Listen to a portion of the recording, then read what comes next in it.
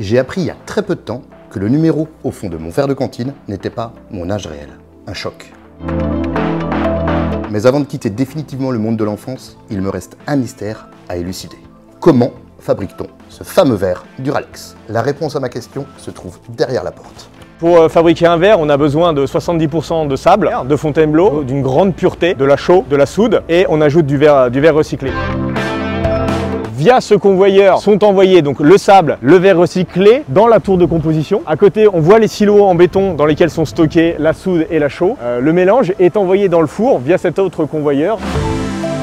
En parallèle de la composition du verre, on se doit de préparer les machines de formage et les outils de formage. Donc là, nous, en l'occurrence, ce sont des moules. Un moule bloc dans lequel va tomber la goutte de verre, formée avec le poinçon, et ensuite éjection de l'article via une soupape sur laquelle est gravé le numéro du moule. Alors là, on est dans la salle de contrôle et de pilotage du four et de ses équipements annexes. Donc ici, la matière première qu'on a vue tout à l'heure arrive pour être fondue. Donc température de fusion qui avoisine les 1500 degrés. L'objectif, clairement, c'est de fondre le verre, l'emmener à la bonne viscosité et sans bulle aux machines de formage pour avoir des verres d'une qualité maximum. Au bout du canal de conditionnement, on vient couper des gouttes de verre qui descendent via un conduit pour tomber dans le moule. Ces gouttes de verre sont pressées, sont éjectées via la soupape. On voit la pince qui prend les verres formés et qui les dépose sur un convoyeur chaud. Ensuite, les verres vont à l'étape de rebrûlage. C'est là où on voit ces grandes flammes qui viennent lécher le verre. C'est une façon de façonner le verre, en fait, de façonner le buvant du verre pour l'arrondir, pour le rendre brillant, pour le rendre non coupant. Et après, on rentre dans cette espèce de grosse boîte qui est le four de trempe. En fait, on vient remonter la température du verre jusqu'à presque sa température de ramollissement pour finalement détendre complètement le verre, pour lui enlever toutes ses contraintes. Et ensuite, on voit bien qu'on lui souffle dessus